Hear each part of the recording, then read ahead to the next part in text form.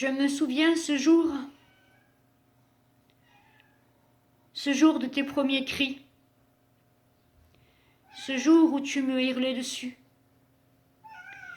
Je me souviens ce jour, mon corps meurtri. Je me souviens de ce jour où ta tendresse est devenue violence.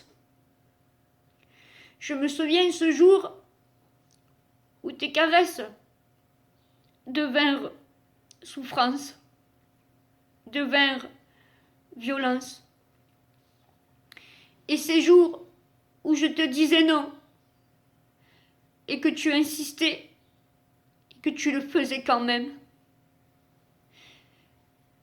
que tu me disais « Je suis ton maître, laisse-toi faire » et que tu me violais, que tu me sodomisais. Et quand tu me voyais pleurer, soit tu rigolais, soit tu m'en remettais une pour que j'arrête de pleurer, tout en m'insultant, en me disant que je n'étais pas une femme, que je n'étais pas une mère, que je n'étais qu'une merde et qu'un cancer. Tout cela, je ne l'ai jamais oublié.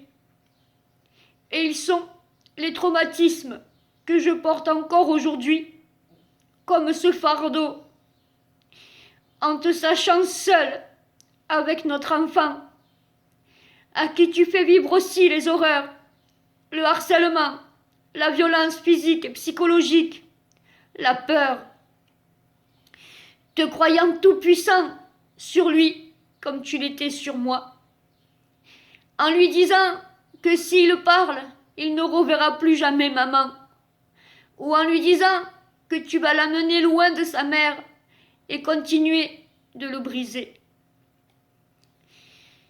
Tu n'es pas un homme, tu n'es pas un père, tu es juste un personnage sadique qui se joue de nous, de tes proies. Et comme personne ne nous aide, ne nous écoute, ne nous protège, ne nous croit, mon fils et moi, cela te permet de garder ce sentiment de toute puissance, que tu peux continuer de faire le mal que tu nous fais en toute impunité. Et la justice qui ne te condamne pas, alors que tu nous blesses, que tu nous violentes, que tu me désenfantes, que tu le déparentes de sa maman. Je n'en peux plus de voir notre fils souffrir, de ces services sociaux qui servent à rien, qui voient rien, de cette justice qui en fait autant. Et moi, de voir mon fils dans les mains d'un homme horrible qui ne l'a même pas reconnu et qui nous détruit, lui et moi. Je me demande quand cela prendra-t-il fin. Tu n'es pas l'homme décrit par les services sociaux dans leur rapport. Non, tu n'es ni un bon mari, ni un bon fils pour frapper sur ta propre mère, ni un bon père. Je n'ai plus envie de me taire, ni de te laisser faire. Parce que le danger que tu représentes pour nous, lui, il est toujours là. Tu ne peux plus m'atteindre à moi par les coups. Alors tu as menti à la justice et aux services sociaux pour me désenfanter et pour prendre Sonny comme proie et comme otage de ta perversité. J'ai l'âme en peine. J'ai l'âme en pleurs. Et je pleure tous les jours, même depuis que tu n'es plus dans ma vie. Parce que tu es toujours dans celle de Sonny. Et qu'aujourd'hui, c'est lui qui subit. Et ces gens, services sociaux et justice, qui ne sont pas formés, qui sont aveuglés, à qui tu montres ton plus beau visage.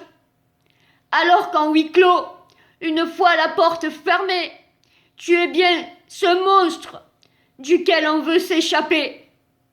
Et où mon fils est prisonnier.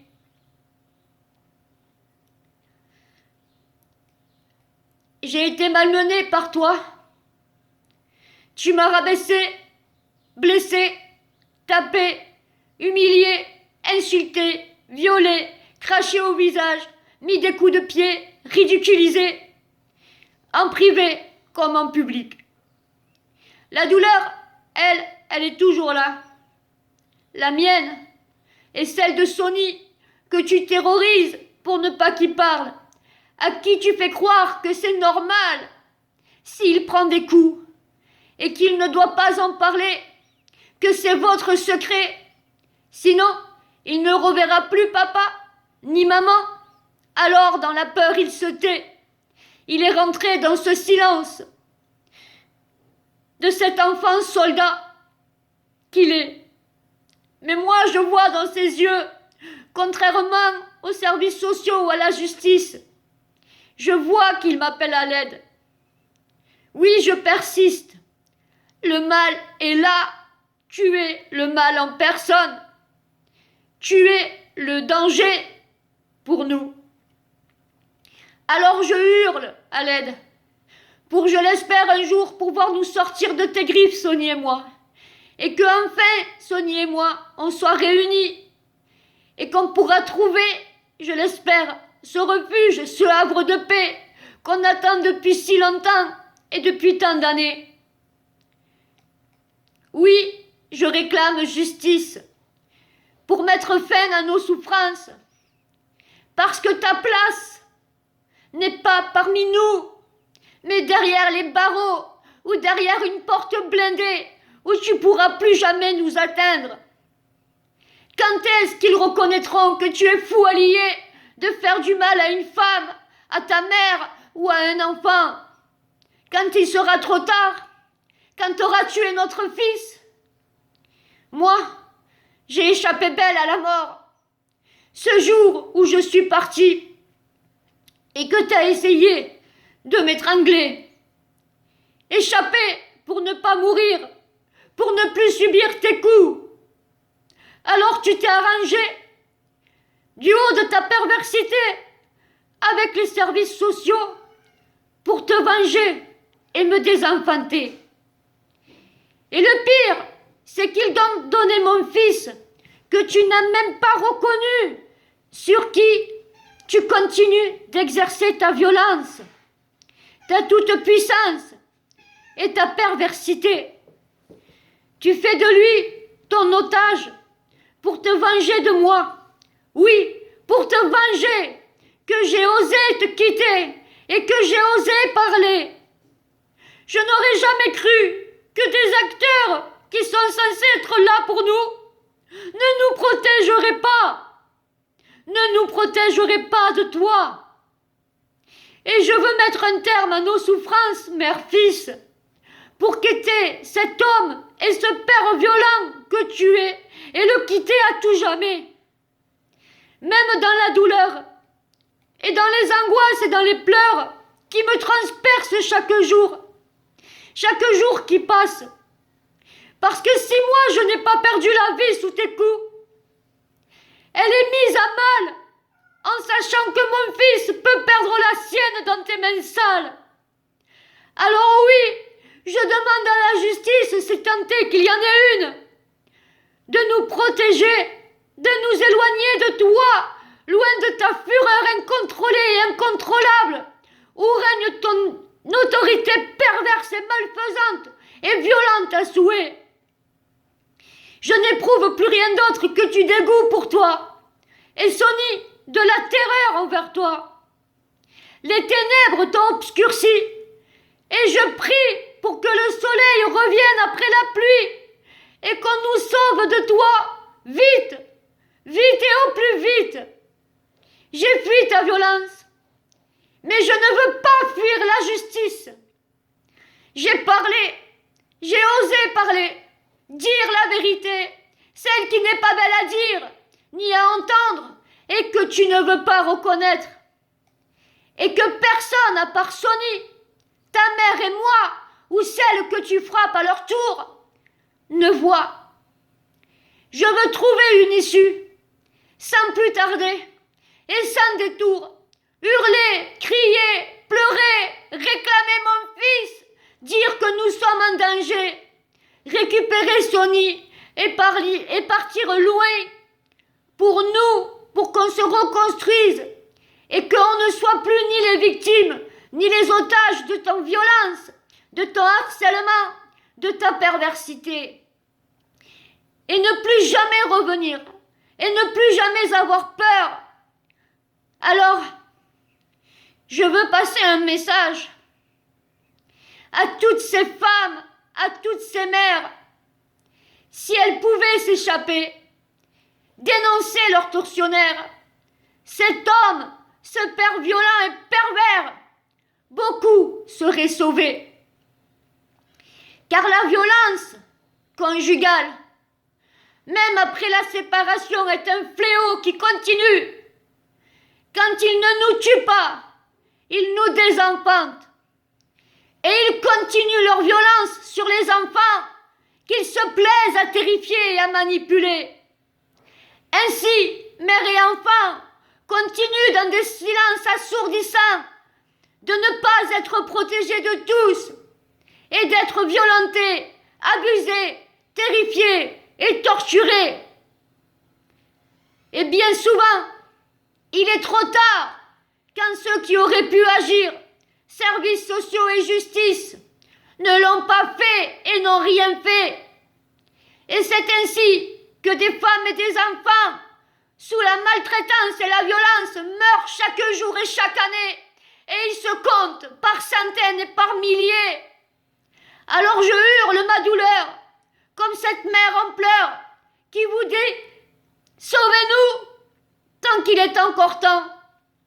Arrêtez d'être ignorants, aveugles, sourds et muets, parce que vos actions, votre aide, peuvent nous sauver. Nous sauver, nous, femmes et enfants, victimes de ces bourreaux, d'apparence bien sous toute couture, mais qui se veut tortionnaire une fois la porte fermée. Qu'attendez-vous? Agissez, réagissez. Vous, services sociaux, policiers, gendarmes, justice, stoppez ces violences. À quoi servent les sociaux, la justice et les textes de loi si vous les laissez continuer, si vous n'êtes pas formés et informés à ce qu'est et représente la violence conjugale ou la violence parentale? Combien de mères et d'enfants morts et maltraités faudra-t-il encore? C'est bien beau ces textes de loi qui ne sont jamais appliqués et qui les laissent continuer ou qui les libèrent de prison en sachant qu'ils vont nous retrouver et qu'ils vont continuer et recommencer avec une haine encore plus violente que celle d'avant et plus puissante encore parce qu'il a été condamné. Qu'attendez-vous pour que ces hommes-là soient condamnés ou enfermés à vie pour leur atteinte à la vie d'autrui et à la vie de mineurs, ou pour leur donner des soins à vie et des suivis à vie, afin qu'ils ne puissent plus jamais recommencer ni nous atteindre? Pour mon fils Sonny, pour moi sa maman, pour tous ces enfants et ces femmes battues et rebattues, dans l'attente, dans la peur, dans l'urgence. Si vous vous voulez, sauveur et protecteur, agissez quand on ose vous parler. Au lieu de laisser perdurer la violence de ces hommes, de ces pères, qui trop souvent nous mènent au cimetière.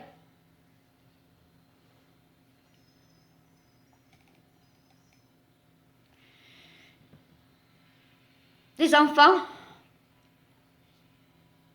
dès le plus jeune âge, subissent ces traumatismes relationnels qui découlent de cet attachement précoce, défaillant, désorganisé et à forte composance de stress face à ces pères violents. L'impact est en effet plus fort quand l'enfant est jeune et qu'il ne dispose d'aucun mécanisme de défense psychique et physique ou d'autodéfense pour y faire face. Cette impuissance l'enferme dans une position de sauvegarde qui mobilise toute son énergie au détriment de sa construction.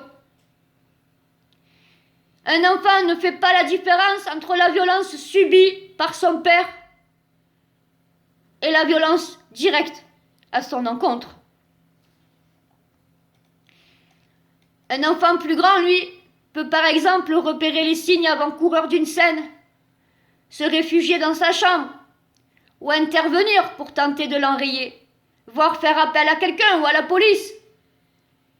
Mais comme les enfants plus petits, il est aussi atteint dans son développement. Malgré le rôle plus actif qu'il vient jouer, il ne peut se départir de la sidération, aspirer entre la violence totalitaire de ce père et l'impuissance de l'autre. Il expérimente une impuissance découlant d'un monde relationnel pathologique, écartelé entre ces deux pôles. L'enfant ne pourra faire l'expérience de l'ambivalence et de l'altérité nécessaire à son développement. Après les coups, ils ont aussi des troubles somatiques, des troubles émotionnels et psychologiques, anxiété, angoisse, dépression, troubles du sommeil, troubles de l'alimentation, syndrome de stress post-traumatique, troubles du comportement, agressivité, violence, baisse des performances scolaires ou sportives, désintérêt ou surinvestissement scolaire ou sportive, fugue, délinquance, idées suicidaires, toxicomanie, troubles de l'apprentissage, symptômes physiques et cognitifs apparaissent. Quand d'autres restent masqués et ressurgir à un moment donné. Ils ont aussi une faible estime de eux, de soi, une image négative, font également partie des conséquences qui entacheront les relations avec les adultes ou avec leur maman protectrice. La qualité de la relation avec la figure d'attachement principale, le pilier, la mère, peut réduire les effets négatifs et les retentissements et leur intensité sur les enfants.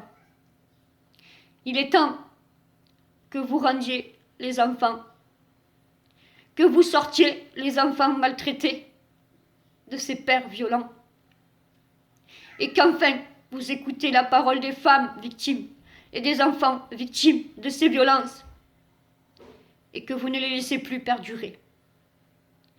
Des vies de femmes, des vies d'enfants sont en jeu. Et aujourd'hui, 15 mai 2023, moi, Sandra Doué, je vous dis, agissez. Ne laissez pas Sony dans cette violence que vous ne voulez pas voir, que vous ne voulez pas entendre, ou que vous n'entendez pas, ou que vous ne voyez pas. Et ne me laissez plus dans cette violence, où même seule, isolée, je subis le désenfantement. Je subis la peur de ne plus jamais revoir mon fils. Comme ses parents, ses mamans, ses femmes et ses enfants. Vous placez des enfants pour des quenennies, pour des rien du tout, au lieu de placer ceux qui devraient être protégés, au lieu de rendre à leur maman aimante et protectrice ceux qui devraient l'être. C'est un appel que je fais aujourd'hui, par ce texte et par ces mots, parce qu'il y en a marre de voir des femmes mourir, des enfants mourir, des mamans et des enfants survivre face à l'intolérable, la violence de ces hommes et de ces pères cruels et pervers.